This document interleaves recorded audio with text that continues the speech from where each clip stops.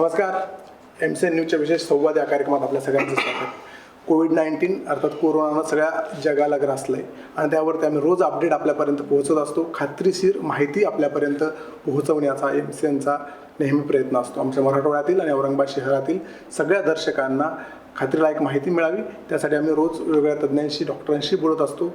पण आज आपण ज्यांच्याशी चर्चा करणार आहोत ते खास आहेत औरंगाबाद शहराचे मनपा आयुक्त तथा प्रशासक श्री अस्तिक कुमार पांडे सर आपल्यासोबत आहे. त्यांच्याकडनं या सगळ्या विषयावरती कोविड-19च्या अनुषंगानं काय तयारी आहे त्यांनी प्रशासनानं केली आहे किंवा कुठल्या स्टेजला आहे यावरती चर्चा करणार आहोत. सर, या सगळ्यात पहिले MCNमध्ये आपलं खूप खूप स्वागत आहे. 30 मेपर्यंत आपण म्हणजे कोरोना जो आहे त्याची संख्या काही राज्यात देशात जी वाढती आहे, जगात जी आकडेवारी आहे, औरंगाबाद शहरात पण आज 373 लेटेस्ट फिगर आहे. एक मोठा आकडा आहे औरंगाबाद शहराच्या दृष्टीनं. आणि 30 मेपर्यंत आपण रेड झोनमधनं, अर्थातच आपण रेड झोनमध्ये आहोत, रेड झोनमधनं ग्रीन झोनमध्ये आणण्याची एक संकल्पना मांडली आहे किंवा तसं कामकाज सुरू केलं आहे. पण रोजचे वाढणारे आकडे बघितले ते कसं शक्य होणार? हे खरं आहे की औरंगाबादमध्ये कोविड-19चे रुग्णांची संख्या जी आहे ते वाढलेली आहे आणि तो 373 गेलेली आहे.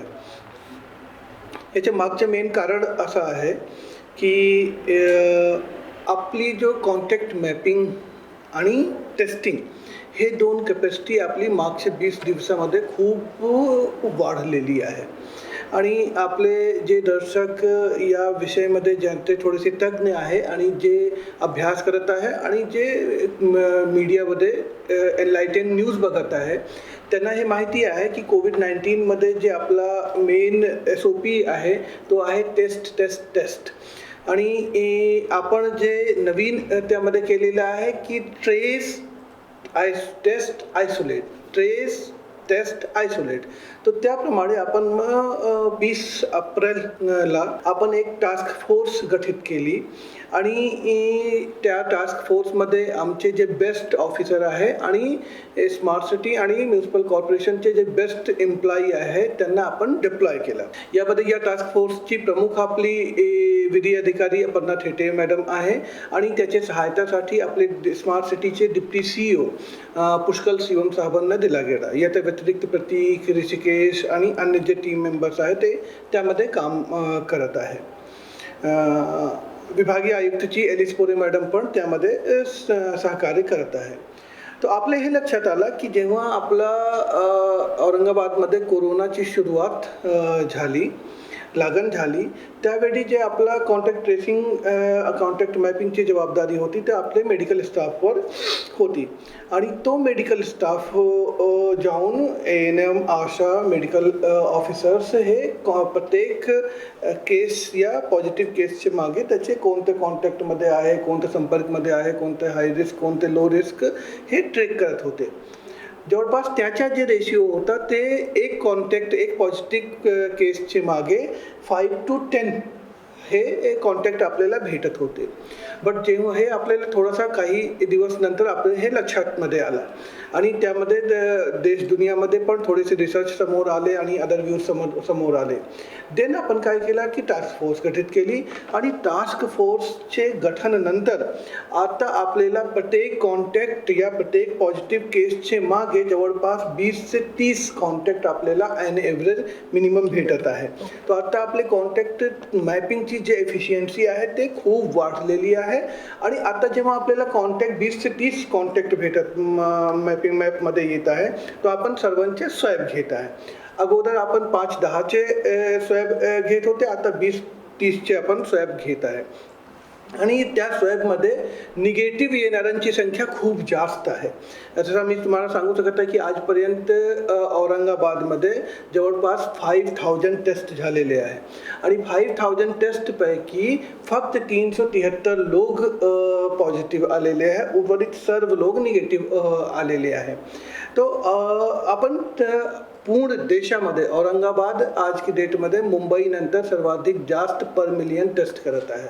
तो आपण कार्यपद्धतीमध्ये रिव्होल्युशनरी चेंज केला आणि हेच SOP आपण अडॉप्ट केलेली आहे आणि आपण हे एक्सपेक्ट करत आहे की 15, 17, 20 मेपर्यंत जवळपास आपल्या शहरामध्ये हे कोविडचे 19चे पेशंट असेच राहणार आहे या थोडेसे वाढणार आहे आणि एक पर्टिक्युलर नंबरवर गेल्यानंतर आपले कोविड पेशंटची संख्या कमी होण्याची सुरुवात होणार आहे.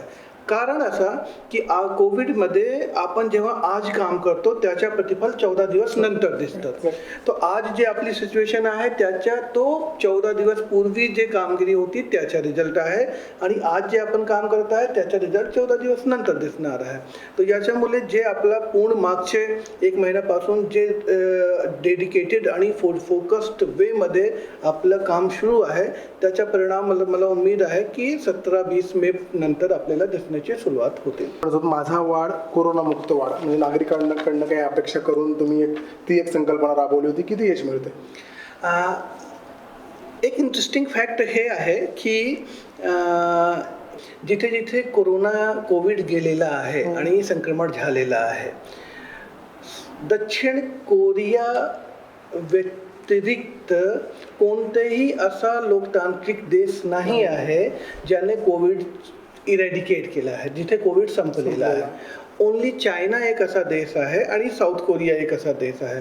तो चायनामध्ये तो अधिनायकवाद आहे, तिथे आकडेवारीवरती सगळ्यांना शंका आहे. हां, मतलब तिथे जे नाही गव्हर्नन्सचे जे मॉडेल आहे चायनामध्ये ते अधिनायकवादच्या मॉडेल आहे.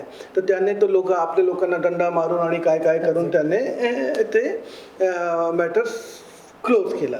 बट आपण जेव्हा लोकशाहीमध्ये राहतो, लोकशाहीमध्ये कोणत्याही विषयामध्ये नागरिकांच्या सहकार्याशिवाय आपण टार्गेट अचीव नाही करू शकत आहे. आता साऊथ कोरियामध्ये नागरिक खूप चांगले होते, एनलायटेंड होते, एज्युकेटेड होते, त्याने गव्हर्नमेंटला सहकार्य केलं आणि साऊथ कोरियाने पण कोविड जे आहे ते शून्यावर आणला. आता अन्य लोकशाहीमध्ये जिथे जिथे नागरिकांनी आगाऊपणा केलेला आहे तिथे तिथे नागरिकांना त्याचे परिणाम भोगावा लागलेले आहे. आता तुम्ही इटली बघा, स्पेन बघा, अमेरिका बघा. तो अल्टिमेटली कोविड-19 जे युद्ध करण्याचे आहे त्यामध्ये खूप काही क्लिष्ट गोष्टी नाही आहे. एक की घरामध्ये थांबा, दुसरा मास्कचा वापर करा, तिसरा हँड सॅनिटायझर या सोपचा वापर करा, चौथा जे की शारीरिक डिस्टन्स जे आहे ते सोशल डिस्टन्स ठेवा. तर हे 4 सूत्री ज्या देशाचे नागरिकांनी पालन नाही केलेली आहे तिथे आणि आगाऊपणा केलेला आहे तिथे त्यांना त्याचे परिणाम भोगावे लागलेले आहे. आता लोकशाहीमध्ये काय असतात की जसा डिक्टेटरशिप जे गव्हर्नन्सचे मॉडेल आहे, डिक्टेटरशिपमध्ये आपण प्रत्येक नागरिकाला दंडा मारून हे करून ते करून आपण त्यांना घरामध्ये टाकू शकत आहे. बट लोकशाहीमध्ये आपण हे उम्मीद करतो, आपण एक्सपेक्ट करतो की हे लोकशाही नागरिकांसाठी आहे आणि नागरिकांनी बनवलेली आहे.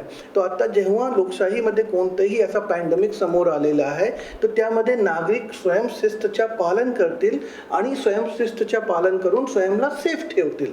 तर याच्यामुळे आता आम्ही हे एक्सपेक्ट करत आहे की आपले हे पूर्ण डेमोक्रेटिक सेटअपमध्ये कोरोना हळूहळू नागरिक एनलायटन होऊ लागलेले आहे and we will able to control it. Sir, आता आधीच्या प्रश्नात उत्तर देताना तुम्ही टेस्टिंगवरती खूप बोलला. 5,000 टेस्टिंग म्हणजे मुंबईनंतर सगळ्यात जास्त टेस्टिंगचा रेट आपल्याकडे आहे. टेस्टिंग नंतर ट्रॅकिंग केलं गेलं आणि मग आयसोलेशन केलं गेलं. ही जी प्रक्रिया आहे या तीन सूत्रांवरती काम करत आहेत. म्हणजे ही किती स्पीडनं आहे आणि किती दिवस आपल्याला असं करावं लागणार आहे? हे खूप चांगला प्रश्न आहे कारण की या विषयामध्ये सामान्य लोकांना फार कमीच माहिती आहे. इनफॅक्ट कोविड-19मध्ये जे 4 सूत्री मी सांगितले की मास्कचा वापर, सोशल डिस्टन्सिंग, ग्लव्स, सॅनिटायझरचा वापर आणि घरामध्ये थांबणे, हे 4 सूत्री व्यतिरिक्त जे ट्रीटमेंटच्या आणि शोधून काढण्याचे मॉडेल आलेलं आहे. कारण की तो आहे ट्रेस, टेस्ट, आयसोलेट. हे वर्लीच्या मॉडेल आहे. आपले जे कॅबिनेट मिनिस्टर आदित्य ठाकरे साहेब आहे त्यांनी हे मॉडेल वर्कआउट केलेलं आहे. तर आपले कडे जो कोविडचे पेशंट येत आहे त्यामध्ये बरेचसे मॅक्सिमम असे लोक आहेत ज्यांना काही सिम्पटम नाही आहे, काही लक्षण नाही आहे आणि ते सामान्य माणसासारखे दिसत आहे आणि फिरत आहे. तर याच्यामुळे असे लोकांना ट्रेस करणे म्हणजे की रिअली तर हे माणूस पॉझिटिव्ह आहे की निगेटिव्ह आहे आणि टेस्ट करणे आणि जर पॉझिटिव्ह आहे तर त्याला आयसोलेट करणे. कारण की जे असिम्टमॅटिक लोक आहे ज्याच्याकडे लक्षण दिसत नाही आहे बट ते कोरोना विषाणू स्वतःकडे घेऊन चलत आहे ते अन्य लोकांना ते देत आहे, बिमारी देत आहे. तर याच्यामुळे आपण ट्रेस म्हणजे की कॉन्टॅक्ट मॅपिंग समाजामध्ये टोटल आपले औरंगाबाद शहरामध्ये किती असे लोक आहेत जे कोरोना संशयित असू शकत आहे. तर हे ट्रेस करण्याची पद्धती अशी आहे की जे पॉझिटिव्ह कॉन्टॅक्ट आला त्याचे आजूबाजूचे मागचे कोणतं त्या व्यक्तीचे क्लोज कॉन्टॅक्टमध्ये आला होता तर त्या व्यक्तीची आपण आपले संरक्षणामध्ये घेतो, त्याच्या स्वॅब काढतो आणि स्वॅब टेस्ट करून पॉझिटिव्ह निगेटिव्हमध्ये करतो. जर निगेटिव्ह आला तर त्यांना 14 दिवसची होम क्वारंटाईनसाठी आपण ॲडवाईस देतो की ठीक आहे निगेटिव्ह आलेला आहे बट तुम्ही 14 दिवस होम क्वारंटाईन थांबा. जर पॉझिटिव्ह आला तर इमिडिएटली आपली जे टास्क फोर्सची टीम आहे ते त्यांना आपले संरक्षणामध्ये घेऊन आपली जे CCC फॅसिलिटी आहे तिथे घेऊन येतात आणि तिथे फिर त्याच्यात सिंपल जे SOP प्रमाणे मेडिसिन आहे ते सुरू होतात आणि जवळपास 14 दिवसमध्ये ट्रीटमेंट होऊन आणि तो व्यक्ती बरा होऊन घरं जाऊ शकत आहे. तर या पूर्ण स्ट्रॅटजीमध्ये हे अत्यंत आवश्यक आहे की असे लोक ज्यांना कोविडचे लक्षण नाही आहे किंतु ते कोविड व्हायरसचे करियर आहे त्यांना टेस्ट करणे आणि त्यांना आयसोलेट करणे. ऑक्सिमीटरनं बी एक चेक करण्याचे सुरू केलं होतं. यामध्ये एक अत्यंत सोपी गोष्टी अशी आहे की एक ऑक्सिमीटर नावाचं यंत्र येतात आणि नॉर्मल कोविड पेशंटमध्ये जेव्हा थोडेसे संक्रमण वाढतात तर संक्रमण वाढल्यानंतर कोविड पेशंटमध्ये ऑक्सिजनची मात्रा कमी होऊन जातात. तर त्याच्यामुळे जेव्हा आपण ऑक्सिमीटरचा चेक केला तर आपल्याला हे लक्षात येतात की त्या व्यक्तीच्या शरीरमध्ये कोविड च्या इन्फेक्शन कोणत्या स्तरावर गेलेलं आहे. कारण की जर जास्त कोविड इन्फेक्शन झाला देन त्या व्यक्तीचे शरीरमध्ये जे ऑक्सिजनची मात्रा आहे ते 93, 90 बिलो 90 हे जाऊ लागतात. देन आपल्याला त्या ट्रेस करणं थोडंसं इझी होतात. म्हणजे की विदाऊट टेस्ट एक परफेक्ट मॉडेल आहे की टेस्ट केला तो आपल्याला 100% करतात आणि जर मेडिकल ऑफिसर या जे डॉक्टर्स आहे त्यांनी जर ऑक्सिमीटर लावून आणि फिजिकली चेकअप केला तर डॉक्टरला कळतात की हे संशयित आहे की नाही. सर केवढ्या 7-8 दिवसामध्ये प्रशासन वेगात काम करते कारण आकडेवारी समोर येते, टेस्टिंग वाढलंय सगळं. तुम्ही प्रशासक झाल्यानंतर हा वेग वाढलाय का असं म्हणता येईल का? नाही, मला असं नाही वाटत आहे. कारण की आम्ही जेव्हा आयुक्त म्हणून काम करतो या प्रशासक म्हणून काम करतो माझी कार्यपद्धती अशी आहे की जास्त आनंदी नाही झाला पाहिजे, जास्त दुःख नाही झाला पाहिजे. तर त्याच्यामुळे परिस्थिती अनुकूल आहेत त्यामध्ये पण काम करा, परिस्थिती अनुकूल नाही आहे त्यामध्ये पण काम करा.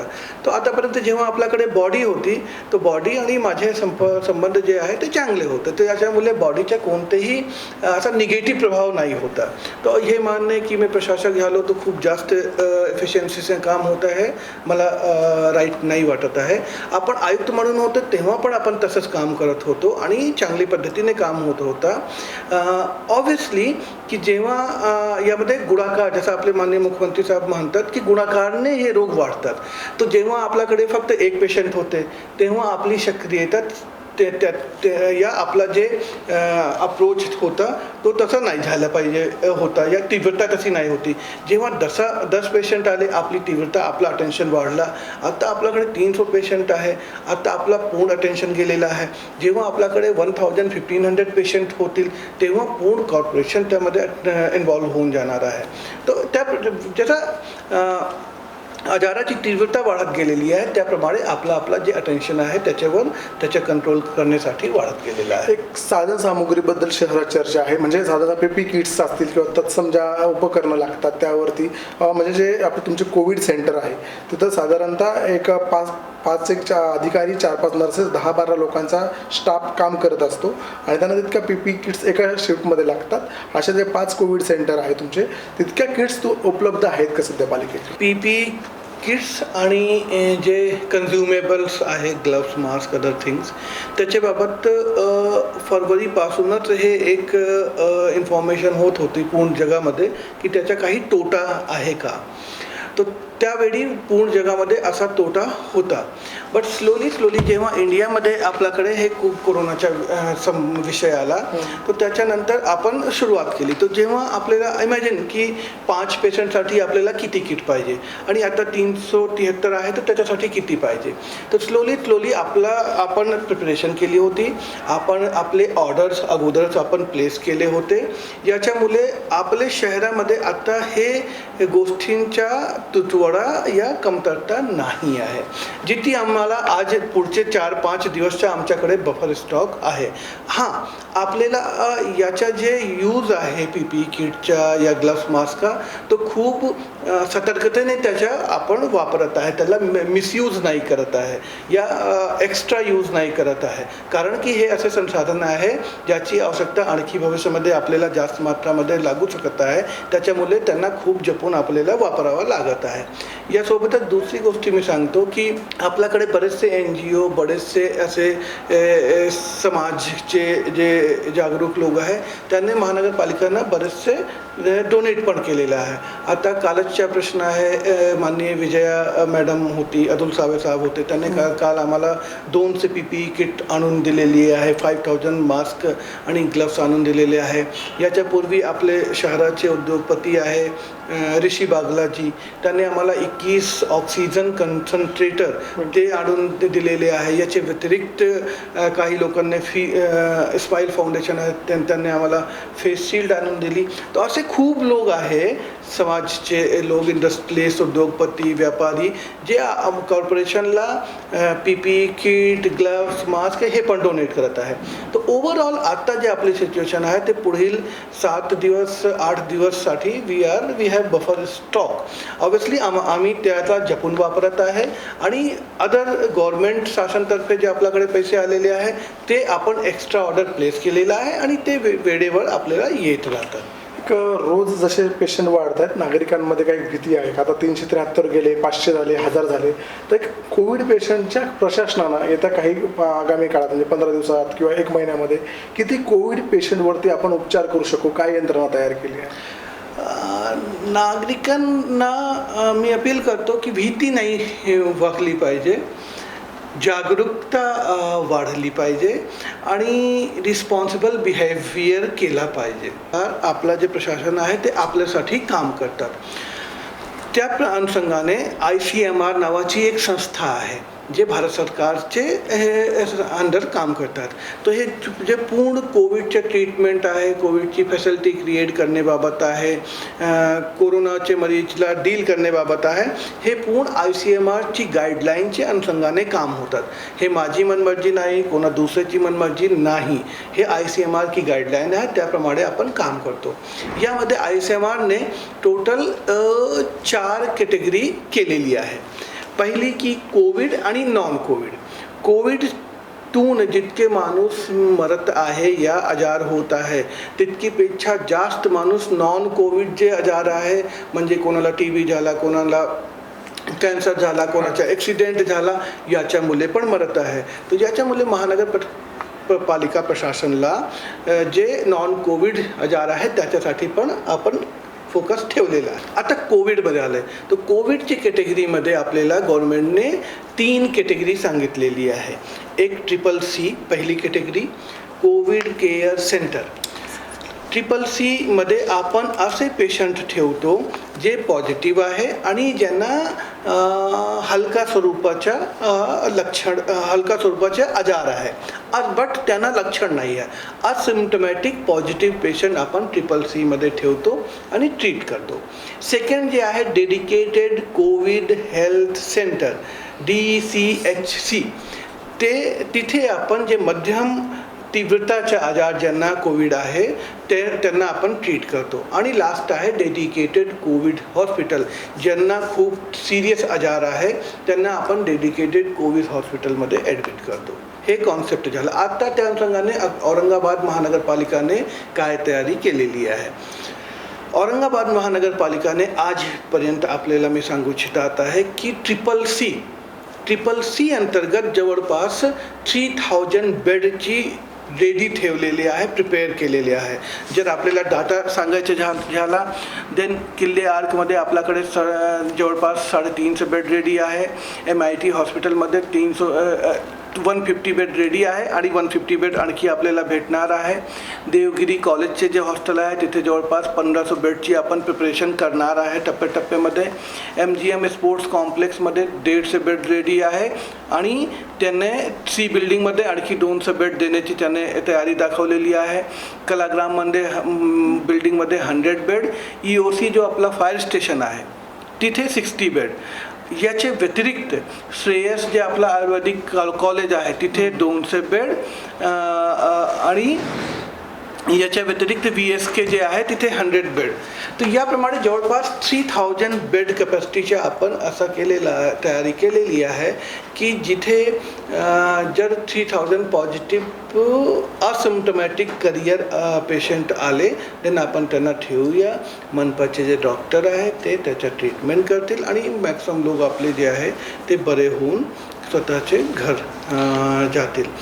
सेकंड जो आपला DCHC जर मध्यम स्वरूपाचे पेशंट वाढले तर आपण काय करणार आहे. मध्यम तीव्रताचा आजार आहे तो आपला जे सिव्हिल हॉस्पिटल आहे त्याला आपण DCHC म्हणून घोषित केलेलं आहे. त्याची कॅपॅसिटी जवळपास 150 बेड आहे. याच्या व्यतिरिक्त आपण जे आपला MGM हॉस्पिटल आहे त्यांना आपण वर्कआउट करत आहे. जवळपास 500 बेड MGM हॉस्पिटलमध्ये ते रेडी ठेवत आहे जिथे नागरिक जे मध्यम तीव्रताचा आजार कोविड ज्यांना आहे ते नागरिक घेऊन त्याच्या ट्रीटमेंट होणार आहे. आणि लास्टमध्ये आपण येतो की DCHमध्ये ज्यांना खूप तीव्रता झालेली आहे कोविडची त्यांना आपण घाटी रेफर करतो आणि घाटीमध्ये बेड रेडी आहे. यासोबतच आज हे मी ब्रेकिंग न्यूज आपल्याला देतो कारण की आपल्याला तो आतापर्यंत शहरामध्ये कोणाला व्यक्तीला नाही माहिती आहे. ब्रेकिंग न्यूज अशी की आपले पालकमंत्री माननीय सुभाष देसाई साहेबांनी मागचे 3-4 दिवसापासून आपल्याला सोबत डेली चर्चा होत आहे आणि ते त्या परिस्थितीचा आढावा घेत आहे कोविडची. आपण औरंगाबाद शहरामध्ये 1000 बेड कॅपॅसिटी आपण नवीन निर्मिती करत आहे मध्यम स्वरूपाचे ज्यांना आजार आहे त्याच्यासाठी.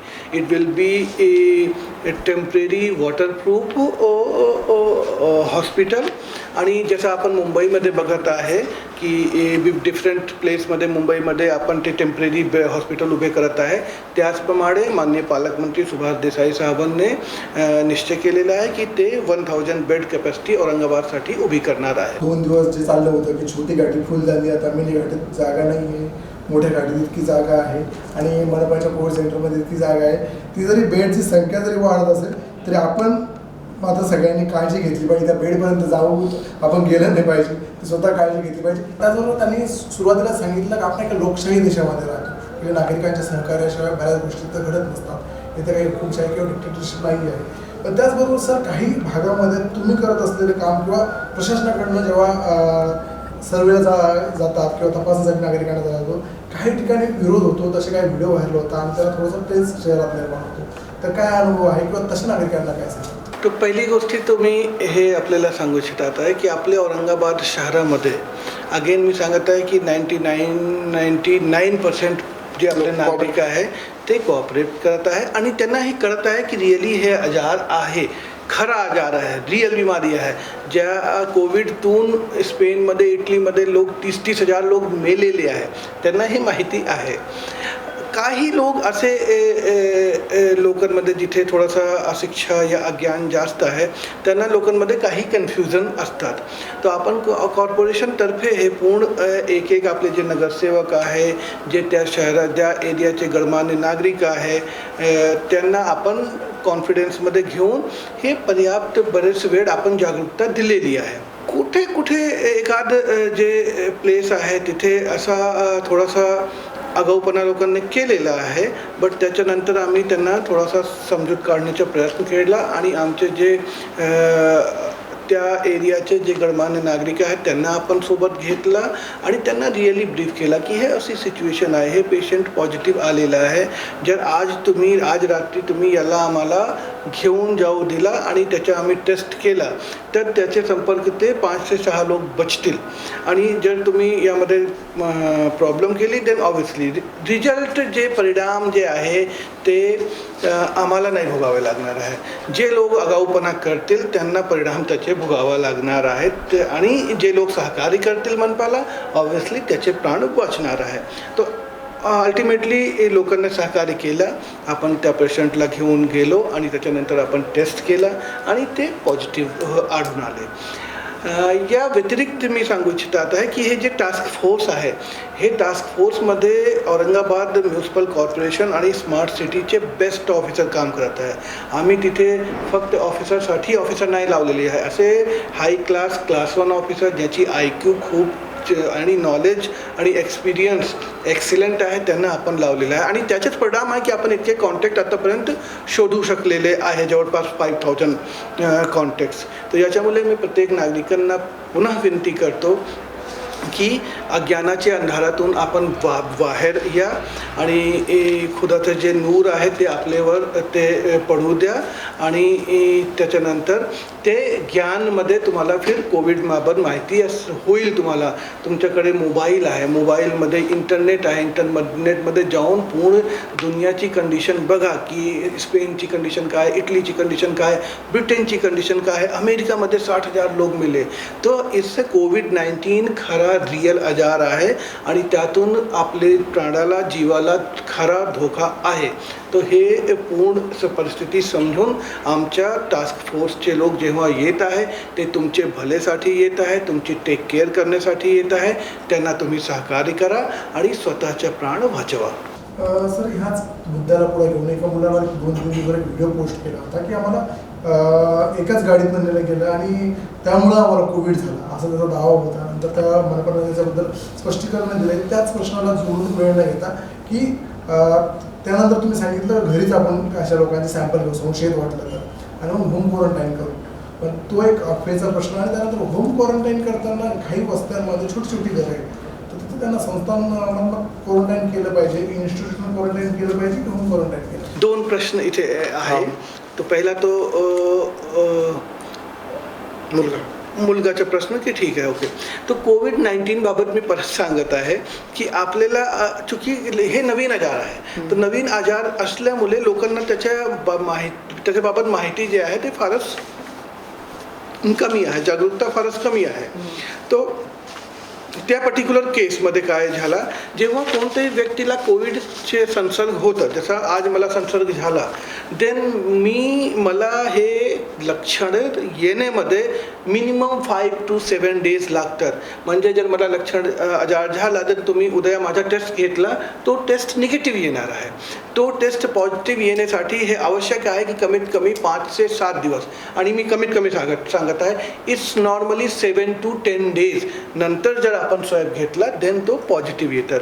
तर याच्यामुळे लोकांना असं वाटतं की आज मी कोरोना पॉझिटिव्ह सोबत बसलो आणि उद्या माझा टेस्ट केला तो पॉझिटिव्ह आला, याच्या म्हणजे की मला त्यातून झालं नाही. त्या पर्टिक्युलर केसमध्ये तो 12 तासचा विषय होता. याचा अर्थ असा आहे की तो मुलगा त्याला 4-5 दिवस 7 दिवस कमीत कमी अगोदरच त्याला इन्फेक्शन झाला असेल आणि त्याच्यामुळे तो आज पॉझिटिव्ह आला.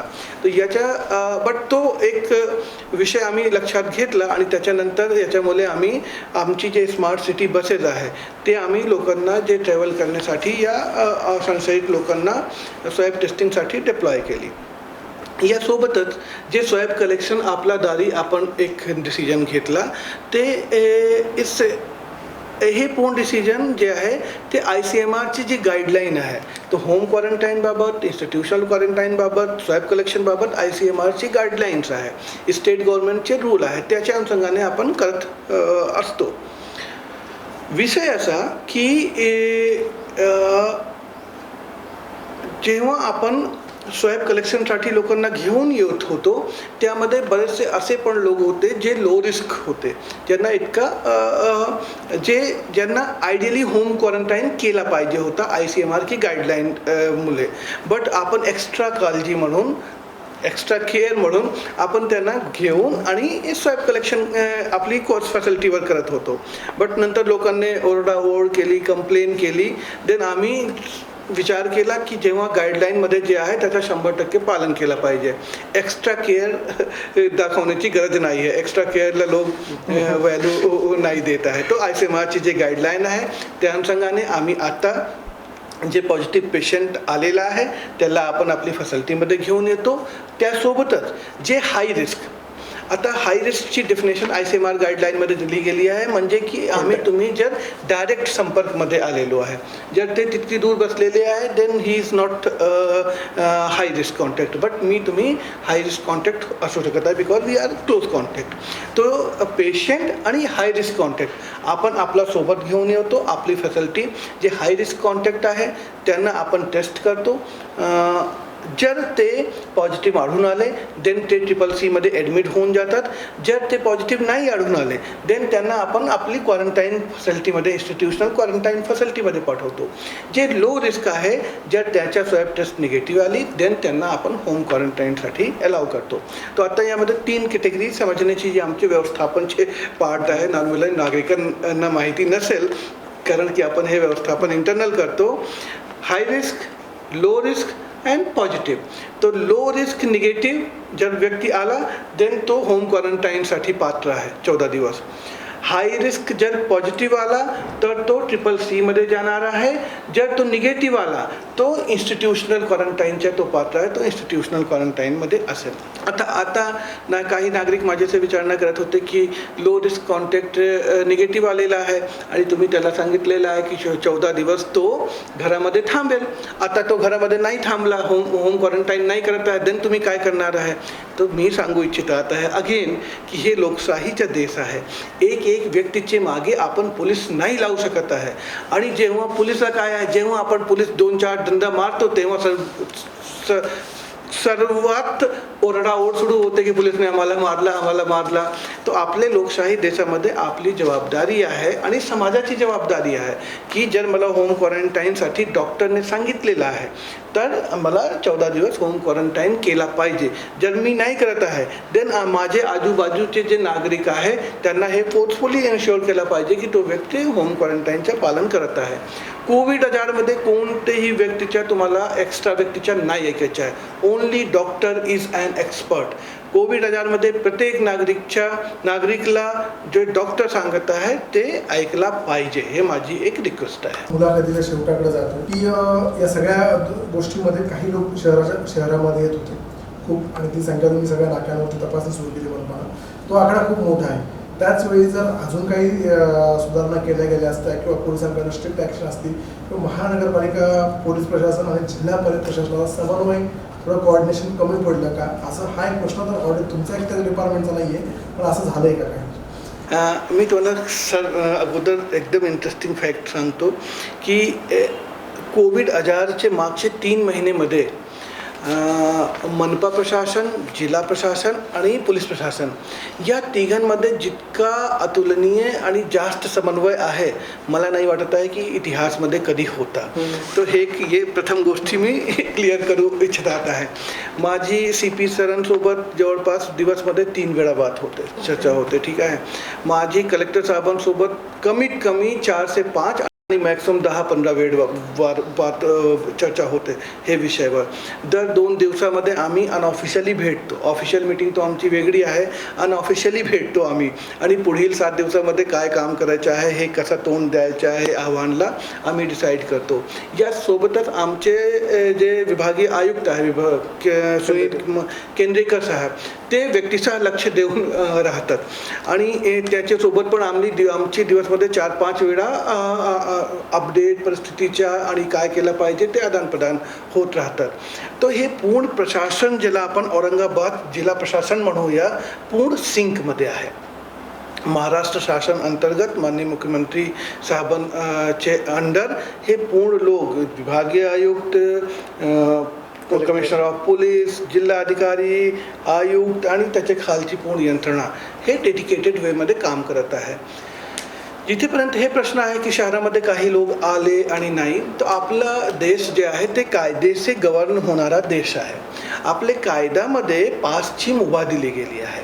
तो ज्याच्याकडे पास आहे तो शहरामध्ये येण्याच्या आणि ज्याच्याकडे पास आहे तो शहराचे बाहेर जाण्याचा तो पात्र आहे. तो हे कायदा आहे. तो कायद्यामुळे त्याचा आपण सन्मान केला. सेम टाईम पण आता जे होत आहे की आता काही गोष्टी आणखी लक्षात येत आहे की जितके लोक कोविडतून नाही मरत आहे या मरणार आहे तितकेपेक्षा जास्त लोक भूकतून मरणार आहे. त्याच्याकडे रोजगार नाही आहे, घरामध्ये खायचे नाही आहे. तर याच्यामुळे कोविड पर जितका फोकस असला पाहिजे त्यासोबतच या गोष्टींवर फोकस असला पाहिजे. तो आपण मागचे 1 महिना जवळपास एप्रिल पूर्ण आपण लॉकडाऊन केला, कडक लॉकडाऊन केला. आपण पूर्ण इकॉनॉमी पूर्ण सर्व सिस्टम रोखून ठेवला आणि आजारला जितका कंट्रोल केला पाहिजे होता तितका आपण कंट्रोल केला. या अवधीमध्ये आपण पूर्ण प्रिपरेशन करून घेतली, आपले लोकांना ट्रेंड करून घेतला, लोकांपर्यंत माहिती पोहोचली की कोविड काय आहे आणि हे पूर्ण यंत्रणा झाली. आता वेळ आहे की आपल्याला हळूहळू आपली इकॉनॉमी ओपन करायची आहे आणि आपले जे अर्थगती आहे, अर्थचक्र आहे त्याला हळूहळू गती द्यायची आहे. कारण की आपले नॉन कोविडचे जे प्रॉब्लेम्स आहेत ते पण मोठे आहे आणि भूकमरीतून आणि अन्य आजारातून जे लोक मरत आहे ते पण मोठी संख्या आहे. तर त्यांची पण काळजी घ्यावी लागणार आहे.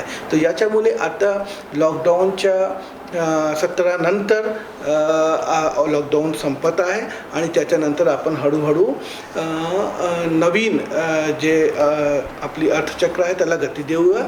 किंतु यासोबतच आता कोविडमध्ये आम्ही जे सवय बदललेली आहे आपली, आम्हाला नवीन जीवन नवीन पद्धतीने जगण्यासाठी आपल्याला आता शिकावं लागणार आहे. ज्याचा न्यू नॉर्मल न्यू नॉर्मल ज्याचा आहे ना की न्यू नॉर्मल आलेला आहे. तर मास्क आपल्याला 24/7 आपल्याला वापरावा लागणार आहे. आवश्यकता वाटली देन ग्लव्सचा वापर करावा लागणार आहे. ग्लव्सचा वापर करत करत आपण काम करूया आणि मास्कचा वापर करत करत काम करूया. सोशल डिस्टन्सिंग या इंडिव्हिज्युअल डिस्टन्सिंग आपल्याला ठेवावी लागणार आहे. अच्छा, लॉकडाऊनमध्ये पूर्ण जे आता 17 नंतर आपण आपले अर्थचक्र जे आहे ते मूव्ह करणार आहे आणि त्याला गती देणार आहे. बट आपली माहितीसाठी सांगतो की मागचे 1 महिन्याचे लॉकडाऊनमध्ये काय काळजी घेतली पाहिजे, कारण तर आपण खूप वेळेस सांगून झालंय शेवट जाता जाता आणि प्रशासनाला काय मदत केली पाहिजे, आता शहरातल्या सगळ्या नागरिकांना काय आव्हान करणार? मी जे माझा विश्वास लोकशाहीवर आहे आणि मी लोकशाहीमध्ये जगणारा माणूस आहे आणि माझा विश्वास जेव्हा लोकशाहीवर आहे तेव्हा माझा विश्वास माझ्या नागरिकांवर आहे. तर मी हे अपेक्षा करतो की आता कोविड-19 कोरोनामुळे जे अदम्य परिस्थिती, अतुलनीय परिस्थिती आपला समोर आलेली आहे त्याला आपण मागचे 1 महिन्यामध्ये चांगली रीतीने तोंड दिलेलं आहे. किंतु आता आपल्याला आपले जीवन पद्धती जे आहे ते चेंज करावं लागणार आहे. न्यू नॉर्मल आपल्याला अडॉप्ट करावं लागणार आहे आणि त्यामध्ये 4 मास्क, सॅनिटायझर, सोशल डिस्टन्सिंग आणि अनावश्यक पब्लिक प्लेसवर जाणे टाळणे. तो हे 4 सूत्र जर आपण 17 नंतर पालन केला देन आपण सामान्य जीवन आपण जगू शकत आहे. न्यू नॉर्मल जीवन आपण जगू शकत आहे. Sir thank you. सगळ्यात महत्त्वाचं आहे की या सगळ्या गोष्टीमध्ये न्यू नॉर्मलकडे जाताना, कारण कोविडची सगळ्यांना सवय करून घेणं आहे. पण सरांनी इंटरव्ह्यूमध्ये या 3 गोष्टी महत्त्वाच्या सांगितल्या. ते नियम तर पाळायचे आहे. दुसरे, रोज भाजी किंवा दूध खाल्लं नाही तर कोणी मरणार नाही.